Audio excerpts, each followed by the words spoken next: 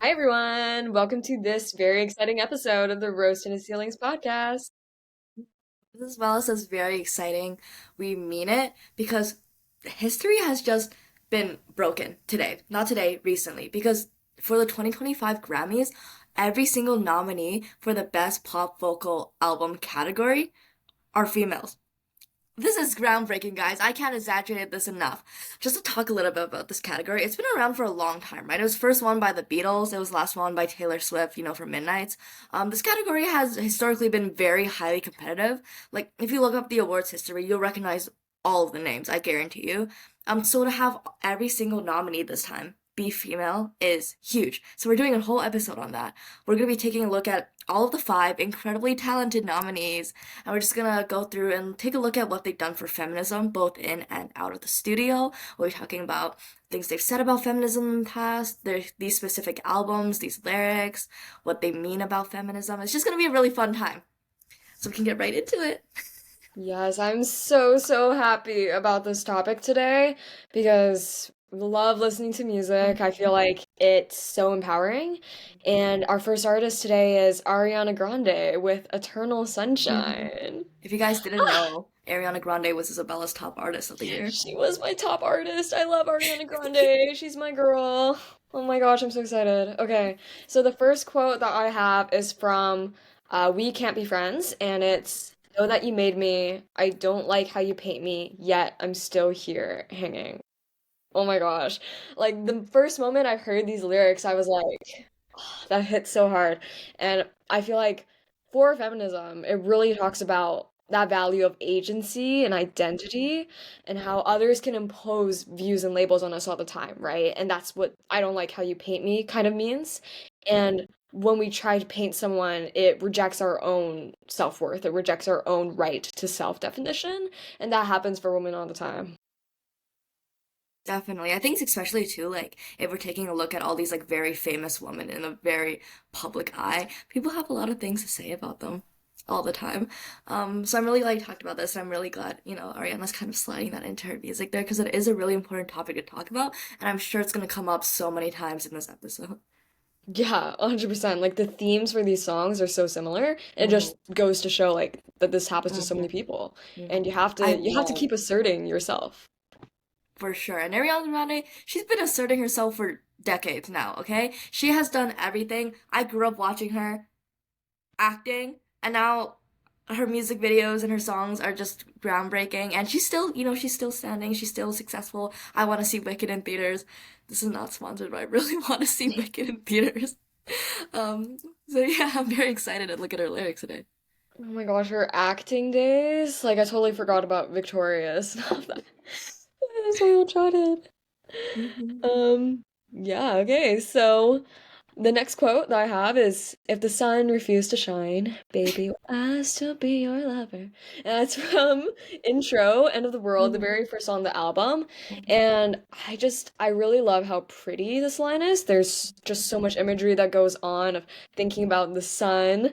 And I feel like for me, it's really questioning what conditional love looks like because I feel like just in media around us, there's this idea of conditional love, that love is only here for certain conditions if, are fulfilled. And it challenges that notion. It shows that love should only exist as long as you are who you are and aligns with that kind of idea of self-worth and not being dependent on meeting these arbitrary standards. I think that's such like an important thing to mention because um, I guess it's like people can interpret this lyric differently, but I think your idea of self-worth just hits the nail on the head, right? Like, I don't think self-worth should ever be conditional. And I know a lot of people struggle with this where they place it on like grades, like how they perform at work, like what their friends think about them. But again, like you gotta remind yourself these are conditions, and Ariana Grande doesn't want your love to be conditional for anyone. So why would it be conditional for yourself? If she says so, then I will do so. So, Mhm.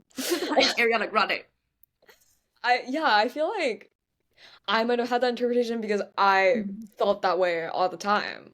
I Mm, feel like all this media around us just makes us feel that way, especially as women. So yeah, that's a great point. definitely. Where there, like, I think a lot of like with beauty standards too, like, oh, you can love yourself if you look like this and this and this and this specifically, you gotta do that first before you gotta love yourself. But again, that's still a condition. Ariana Grande does not like those. 100%. My last quote for Ariana is actually not from Eternal Sunshine, but it's God is a woman. Mhm. Just because I feel like it has to be talked about. Like, I feel like I can't talk about feminism and Ariana Grande without talking about God is a woman. Although it's not on the album, it is the feminist anthem. So the lyric I chose, it's not I believe God is a woman. A little bit too on the nose for me. It's and I can be all the things you told me not to be. When you try to comfort me, I keep on flourishing. I Yeah. remember just like listening to this lyric all the time and just feeling Mhm. so good about myself. As And a I little feel kid. like it helps women who struggle with self-assertion and Mhm. self-advocacy to finally break that mold that we're put into and finally find that resilience. For sure. I think the idea of like letting the hate roll and still being fine with it is like such an important notion to have too. Because I know how easy it is. Like we've gone through this right with the podcast and everything. When people like want to hate and they want to say nasty things, it's easy to be like, oh, oh. But you know what? Ariana Grande is saying to be you can take it through a feminist lens. You can take it as you can flourish with that hate. You know, if you're getting hated on, you're doing something right. Because if Ariana Grande is getting hated on and so are you, then you have something in common with Ariana Grande. This is so true. Hmm. So true. Yeah. So I love all three lyrics that you chose. I think those themes are just so important, and I feel like Ariana, um, just her entire like career, I feel like she's been very like actively like so outgoing and everything and just challenging so many barriers. I hope she does really well this in this Grammy run. Um, are y'all good to move on to our next artist? Yeah, I'm Next excited. artist was one of my favorites this year, and I wanted to see her in concert so bad, and I wasn't able to. It is Sabrina Carpenter for Short and Sweet. I love that album. It was one of my most played albums of the year. It was so good. I listened to it the moment it came out. But if you've heard Sabrina Carpenter's name anywhere lately, on the news, on social media, in real life, I don't know. You know that she's been under a little bit of fire recently. She's been in some controversies. She's been getting attacked a little bit because people have been criticizing how her lyrics and shows and kind of her general branding and theme lately has been more sexualized. Um, we can see this like in the current album, in the current area, where in her show she sings her song Juno. She does her little Juno position, which is like a little different like position every concert. And I think the most controversial one recently was the one she did with like the microphone. um, Oh, yeah, yeah, yeah. so, look these up if you don't know what I'm talking about. She also did in the last album, Emails I Can't Send, she did her nonsense outros, right? She'd sing her song Nonsense, and then she'd make like a little, like very tongue-in-cheek, like cheeky little rhyme with the city name at the end of it. A lot of her lyrics on the newest album have been very like tongue-in-cheek, like making like these little jokes, like putting them in there. But again, like this isn't new. She's been kind of more like in her own sexuality for a long time now. She's not on Disney Channel anymore. Okay, let's get over that now. But it's just again been under fire. She's been under fire for this recently, and I think that's just so important for us to talk about on why is she getting hate for these kind of themes when this is already like a very popular theme in mainstream media. So, just to give some people some context, if you're not familiar with Sabrina and her lyrics, I'm gonna feel a little weird saying these out loud, but you gotta bear with Go me for that they sound really good in the song, right? One of her big ones is her song "Bed Cam." A lot of little jokes in there. Good song. One of her little lyrics goes, "And I bet we both arrive at the same time. And I bet the thermostat's set at 6'9", and I bet it's even better than in my head." Same song she does, "Manifest that you're oversized. Can't help myself. Hormones are high." Still the same song, I think. She says, "Hold me and explore me. I'm so effing horny." I don't know if we're gonna get. I don't know if I can say that on the podcast, but we're saying it anyways because Sabrina Carpenter said it. So a lot of people criticize her for this, like, why are you saying this in front of children? Why, this is so like corny and it's so like, stop PG-13, whatever. But it's brought up this really important conversation. It's like, hey, if men for years and since forever can be openly sexual, if they can objectify women in their lyrics, then why is it a problem when Sabrina Carpenter does it? Male artists historically have been objectifying women in their lyrics, talking about them in such demeaning ways. Pick up any song by any film artist in like the last anytime you'll see an instance of this. And I think Sabrina Carpenter even kind of like nudges to this a little bit. In one of her songs, she says, "Sorry if you feel objectified." It's kind of like a Yeah. little wink to that music. Being like, you know what? If you feel that way, I'm sorry. But you know what? Women have been going through this for years, so you're gonna have to deal with it. So again, this is normalized to talk about how if men have normalized, like locker room talk, like hey, like this is normal to talk about women like that, boys will be boys, sing and rap about women in these demeaning ways, and mainstream music against this is stuff that's played on radios. It shouldn't be an issue when it comes to female artists doing the same. And it's only controversial. This is my take. This is my take, okay? And I'm sure this is Sabrina's take too. It is only controversial that she is doing this stuff, which honestly it's pretty tame for who her audience is, which is teenage girls. It's pretty tame for that. It is only controversial because people aren't used to female artists embrace their sexuality instead of just being sexualized. Okay, we saw this with Britney Spears, and we're seeing it now with Sabrina Carpenter, and I hope she keeps it up. I hope she keeps making people mad about this, because honestly, she has done so much for helping women embrace their own sexuality and opening up these discussions in a public space. I just think she's incredible.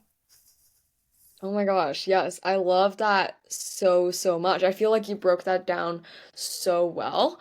And yeah, 100% when we talk about these lyrics, we have to look at the impact it has on the Mm-hmm. audience. When a Mm-hmm. man objectifies a woman, it has a totally different effect than when Sabrina Carpenter is helping women embrace these parts of ourselves that have been rejected for so Mm-hmm. long. I feel like women all over the place are told to ignore their sexuality, which is obviously there.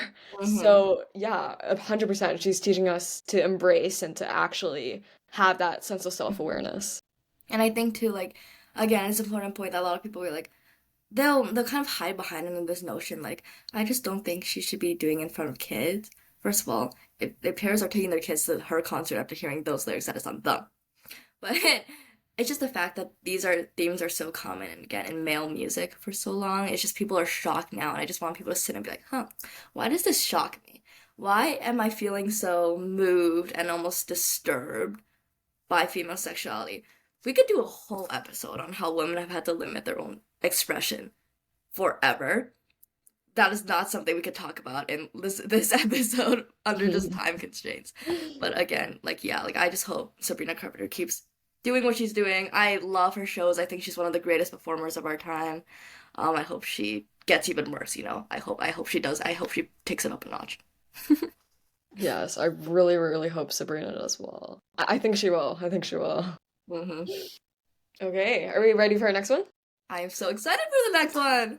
Okay, so the next one is our phenomenon, and that's Chappell Roan, The Rise and Fall of a Midwest Princess. Ah, we love Chappell Roan. We love Chappell Roan.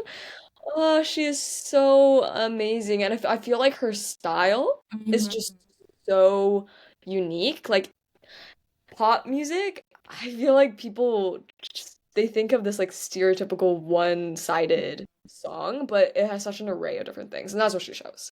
So, our first lyric is from Good Luck Babe, which I think is probably the most popular song from her album, and it's "You'd have to stop the world just to stop the feeling." So immediately we're hit with this crazy intense metaphor that's just showing us how overwhelming Chapel's feelings are and all these emotional experiences that feel all consuming, all of these social expectations and institutions that force women who are part of the LGBTQ plus community to confine themselves. And I feel like she's voicing this internal conflict and helping people who are going through that conflict to relate and to break free from that. I think it's so important as we're talking about Chapel to mention that this is like a big part of intersectionality, right? Like we cannot talk about feminism without talking about the LGBTQ plus community. And she's kind of bringing, I've heard people use the term gay girl pop back into the mainstream. And I love what she's doing for it because she's making it very clear like hey like same-sex relationship feelings can just like they feel the same, they're just as all encompassing. We can make it inspires great music, it inspires hits, and it's just not something that's that different from like normal headers, like set like the norm that media has kind of set for the past years. And I just kind of love how she's breaking out of that shell for everyone, and it helps that the song is so good. It helps that the album is so good.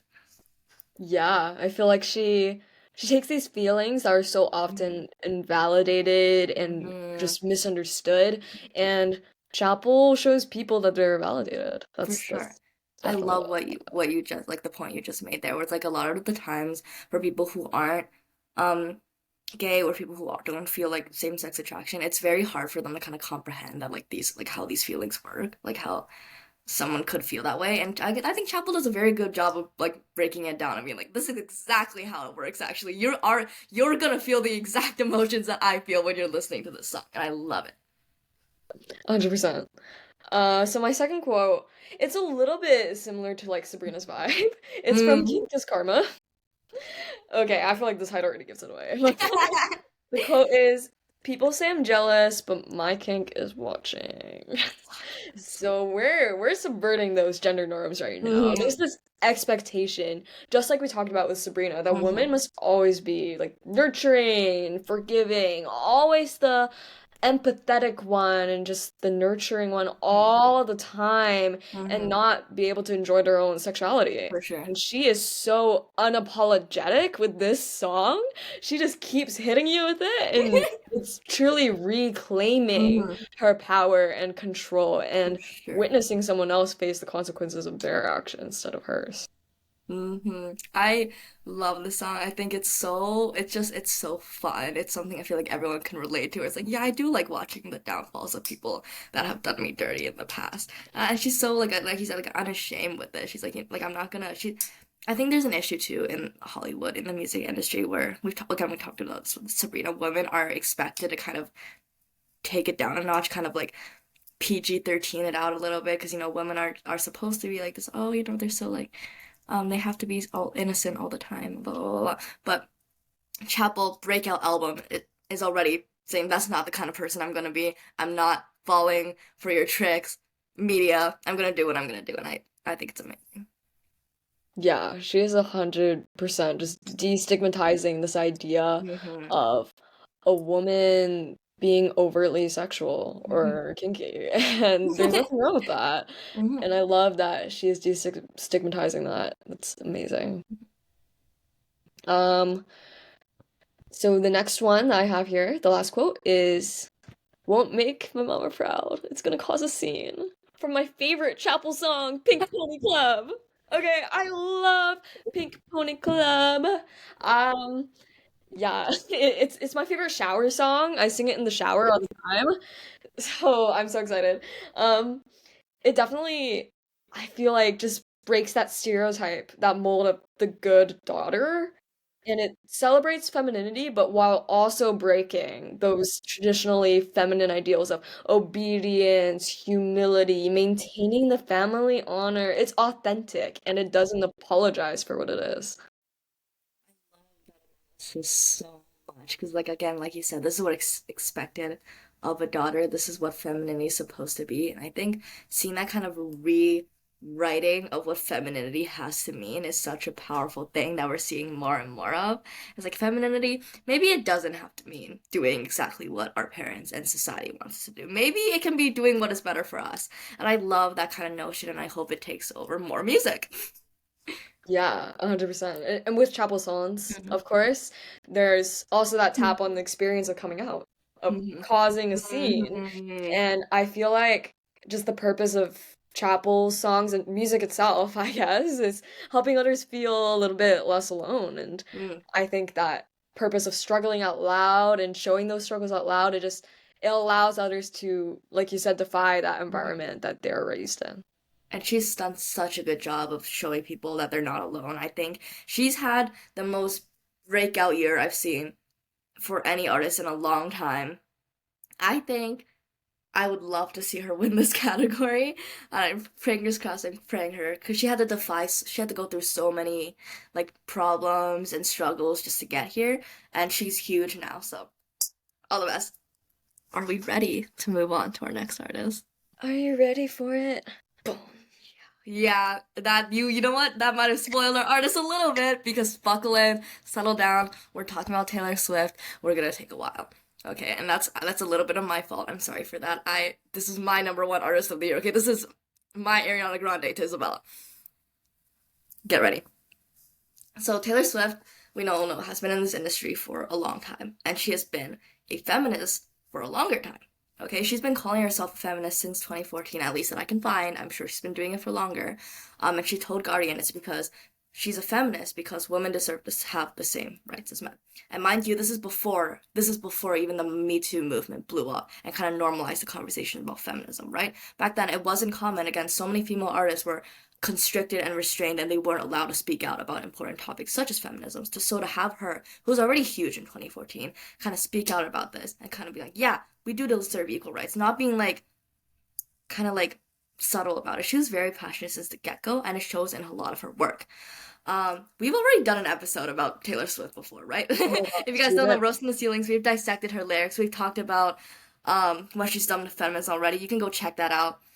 So we covered a lot there, especially her song "The Man." That's probably the one you're thinking of when you think of Taylor Swift and feminism. So because of that, I'm not gonna be talking about her songs like "The Man," "The Lucky One," "Blank Space," which are all really good songs to analyze and listen to about feminism. This episode, we're just gonna be talking about the album that got nominated this year, which is "The Tortured Poets Department."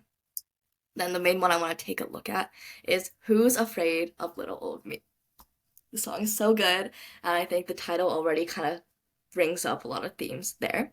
But just again, for people who haven't listened to the song, even though you should, here's kind of the main lyrics. She says, "Who's afraid of little old me? I was tame, I was gentle, till the circus life made me mean. Don't you worry, folks, we took out all her teeth." Okay? This is her already kind of saying, how the media is kind of already villainizing her, being like, yeah, she's this insane kind of person, and then they're getting confused when she is fighting back against it. She goes on to say, kind of mimicking what the media says about her. She says, "I'm always drunk on my own tears. Isn't that what they all say? That I'll sue you if you step on my lawn. That I'm fearsome and I'm wretched and I'm wrong. Put narcotics into all of my songs, and that's why you're still singing along." I love that part of the song. It's just so good. But with all this together, it just kind of goes to show again her point that the media's tendency to villainize successful women is just rampant, right? They love to look at her success and be like, "Oh, but she sues people and she's mean sometimes." Right? Like people love to hate successful women and we all know how much people love to villainize Taylor Swift specifically. Okay, this is something I could talk about forever. For example, we've all seen how people like to constantly bring up her plane emissions whenever someone talks about her success. And while I'm not here to defend a billionaire using her private jet, I'm saying to point out the contradictory, where artists like Pitbull, Travis Scott, Drake, Jay-Z, and Luke Bryan all have ranked higher the past year in CO2 emissions while she was on a world tour, but we never heard a peep about it. And I'm not gonna say the pattern there is that they're all male, but I'm gonna say that the pattern there is all male, right? Um, and Taylor Swift has kind of talked about how this idea of she kind of had to become more feminist as she grew up because of how the media was seeing her, how the media was villainizing her. Here's a direct quote from her a few years ago. She said, "Honestly, I didn't have an accurate definition of feminism when I was younger. I didn't quite see all the ways that feminism is vital to growing in the world we live in. I think that when I used to say all feminism's really not really on my radar is because I was just seen as a kid. I wasn't seen as threatening. But now, as we see in this song, Who's for Little Me, she is seen as threatening, which has resulted in the giant wave of hate that I'm gonna say has stemmed from misogyny." Yes. Gotta Oh take my a breath there. gosh. I love how sassy those lyrics are, Mhm. first of all. Like, I think that's what I like the most about Mhm. Taylor Swift's song lyrics, that it's there she's not saying these Mhm. messages on the nose. Like you've dissected that, you've Mhm. brought that out. But Mhm. she is saying it in such an artistic and fun way that you can't help but Mhm. recognize her artistry. And people who hate on her, Mhm. just like you said, um, yeah, like most of the time, that's just a villainization of Mhm. successful women, and that's a really, really sad thing. And, unfortunately for some of our listeners, if you're not the biggest Taylor Swift fan, we're gonna keep going. We're gonna keep talking. We have more to say about Taylor and her songs, right? So this theme of being painted as a horrible person, as a villain, for just having, the audacity of showing human emotions and also being a woman. how dare you, can be seen as in other instances of her work, specifically in her song Mad Woman. And I know it's not on the Torture Pose department, but it is too good not to mention. This is one of her most feminist songs, I think. So the song goes, and the lyric says, "No one likes a mad woman. You made her like that. You poke the bear till her claw comes out." We're seeing the parallels, right? We're seeing how throughout her career she has talked about this theme of speaking out about how the media portrays her multiple times. This song is very much kind of like saying the same things as Who's Afraid of Little Me does. She's saying, hey, you guys you keep attacking me, and then you're surprised when I'm gonna fight back about it in my music. This is what you did, right? And I think that's such a feminist take too, where it's like, you know what? If someone's coming for you, you don't have to just sit there. She like contributes this point too in one of her lyrics in the song Mad Woman. She says, "Does a scorpion sting when fighting back? They'll strike to kill, and you know I will. Every time you call me crazy, I get more crazy." I think that's the point you were making earlier too, where Taylor Swift's kind of, she'll be very sassy and very like hypothetical in lyrics. She's like, does a scorpion, is a scorpion gonna sit there and take it? No, right? So this is her saying, hey, if y'all want me to be this insane, crazy artist who's just off the rails, maybe I'll lean into it. And she has done a ton of work like this, where she's kind of done these satirical pieces like commenting on how the more media portrays her as an insane woman. Think Blank Space, right? That's one of the big ones. I don't think a lot of people know this, but it's very clearly trying to say like, hey, this is how people see me. I might as well write a song about it. And I guess it works, right? It definitely works. Her leaning into this portrayal of her being insane works, because she is objectively the biggest pop star in the world right now. Honestly, yeah, and it's so empowering to see her lean into it. I think it Mm-hmm. would have been totally different. She just went, "No, guys, please no. I'm not a mad woman." Leaning into it, I Mm-hmm. think it just goes to show how women can be powerful and Mm-hmm. can be loud, and Mm-hmm. there is no excuse for people who look at us in a different way, see us as bossy instead of a leader. So that's Mm-hmm. so, so true. And yeah, that's you hit the point exactly. Like the point I just had written next was that the concept that a mad woman can be something that women can actually embrace. That while this is usually like something that is used to speak down on women, like, oh, she's crazy, she's mad. It can also be such an empowering thing to be like, you know what? These are female emotions, these are real human emotions, and I'm gonna embrace it. Those are things that I feel, and I'm not gonna hide it, right? And I think there's such a powerful message that she's sending to her billions of listeners, streams, right? She's like, this is a very big pop star, and having her speak about this is so important.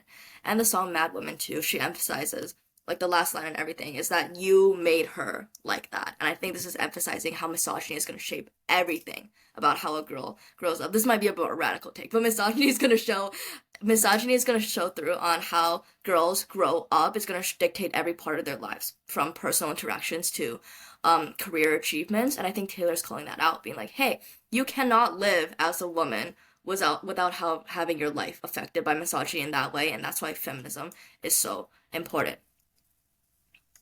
I And love it. sorry, we're almost done. We're almost done with Taylor Swift. But all in all, just to wrap it up a bit, she's calling out how the media has diminished success, of which again there are a lot of. She just wrapped up the highest grossing tour of all time in history in the world. She led Spotify streams for every single week of 2024. And she's like calling out this theme of successful women not being able to be successful. How those double standards will always be there for women. And she has this like very popular quote that we talked about in the last Taylor episode. I'm going to talk about again because I think it's just such an impactful thing for her to say, to call out those different standards. She says, there's a different vocabulary for men and women in the music industry, right? Okay, a man does something, it's strategic. A woman does the same thing, it's calculated. A man is allowed to react, but a woman can only overreact. I think that's just her take of being like, hey, um, as much as people want to say that feminism isn't an issue that we need to deal with in 2024, it affects everything. It affects how these famous women are seen. It affects how people who aren't even famous, like women in their day-to-day lives, are seen. And it's just, that's why we do need to keep talking about it. That's why we have this podcast. Yeah. Oh my gosh, that's so true. And I feel like there are not a lot of artists that can do what Taylor did, too. Like she's been in the industry for so long, so I feel like those words carry that a little bit of extra weight because of that. Mm-hmm. For sure. And I think when you're talking about your original lyric from Ariana Grande, I was just thinking about the Taylor Swift because I was gonna be the whole time. I was like, yes, media hate women. The media does not like when women are successful. They're changing that. Love that. Or All changing. right, all right. Are we ready for our last artist of the So night? ready. Okay, so we've got Billie Eilish with Hit Me Hard and Soft. I love Billie Eilish. I've been listening to her for a long, long, long time. Um, since her more gothic days. And I feel like she's recently had a little bit of a drama switch, but I still love Mhm. her. All right, so my first quote is from Wildflower, and I have had that song on loop for the past like week. I don't know what's been going on in here, but um my favorite lyric from Wildflower is I see her in the back of my mind all the time, like a fever, like I'm burning alive. It just I feel like I feel it so bad, and it's just this internal struggle that so many women are facing, and showing that sense of introspection that we are allowed to have, embracing that sense of self-awareness and those feelings of inadequacy, and recognizing them instead of bottling them up. I think when I first listened to that song, I was like, damn, because I feel like it's very rare for someone to be able to speak up and be like, yeah, I do have these regrets. Um, because a lot of times when that kind of stuff happens in your head, you just kind of want to, like as you said, pretend it never happened and ignore it. But Billy here is kind of saying like it's very normal and talking about it is going to make it better. So yeah, that is such a good song, and I also listen to it all the time. For sure. And another point I wrote down is that emotions and being emotional is so often attributed to womanhood, which is why it is so Mm-hmm. devalued. And I feel like the thing I really like about this album is that vulnerability itself, it's always devalued. It's always seen as less than Mm-hmm. because it's always seen as a female quality. Mm-hmm. But the songs really show that vulnerability is not a sign of weakness at all. It is Mm-hmm. a sign of strength, and it helps girls who are getting in touch with Mm-hmm. themselves to not stop themselves from doing Mm-hmm. that. For sure. I love that point so much about how again, anything that is associated with femininity has historically been frowned upon, and we can do many episodes on that. But I feel like Billie, throughout her career, has always been very open about her mental health, and speaking out about emotions through her music and through like all these interviews. So she's been on this, right? She's been on this grind of making sure people are not hiding their emotions, making sure they can express themselves, and it's very visible in this album too. All right, our next quote is from Chihiro, and it's open up the door. Can you open up the door? I know you said before you can't cope with anymore. So again, it's like that sense of emotional Mm-hmm. vulnerability that we are so allowed and should be encouraged to have. Mm-hmm. And also, it kind of shows that gendered emotional labor, that women are always expected to manage other people's emotions, almost like Mm-hmm. that boundary isn't even there, and it is such a common dynamic in relationships that Billy is trying to bring attention to. For sure. Oh, like again, Philly's just so incredible with her lyrics. I think of fully like making you feel all these emotions. I think this is the same like I said with Chappell too, right? Like you really feel every single thing that she writes. And you kind of understand where she's coming from. So I'm so glad she's being more vulnerable in her lyrics. If that's what it takes to make people express their emotions, that's what it takes. My last quote, I think, is the perfect quote to end us off. Hmm. Birds of a feather, we should stick together. From, of course, Birds of a Feather. And I just feel like it can have a lot of different meanings, but through a feminist lens, it's that feeling of unity and Hmm. solidarity that us as women should have. We should Hmm. celebrate our femininity together and celebrate our similarities and our differences because feminism can't be furthered with just one person, right? We are birds of a feather and we should stick together. We're birds of a feather and we're sticking together. Oh, everyone on the Rose Tinted podcast, our viewers, our listeners, people who see these clips, you are our feathers. You are the birds in our feathers. And we love you. That is such a perfect way to wrap up this episode because we talk so much about girlhood and connection on this podcast.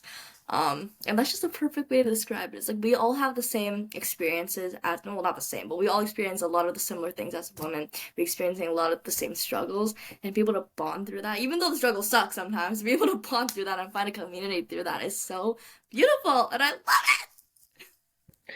When you watch the Grammys, it. Sabrina Carpenter, Billie Eilish, Ariana Grande, Chappell Roan, Taylor Swift, we hope that you think about We us. hope you cheer for whoever wins. despite if you don't like them because they're women, and we love that. Let us know who you want to win. Let us know who you think's gonna win. Should we do our predictions, Isabella? Ooh, yes. I'm going to predict Chappell Roan.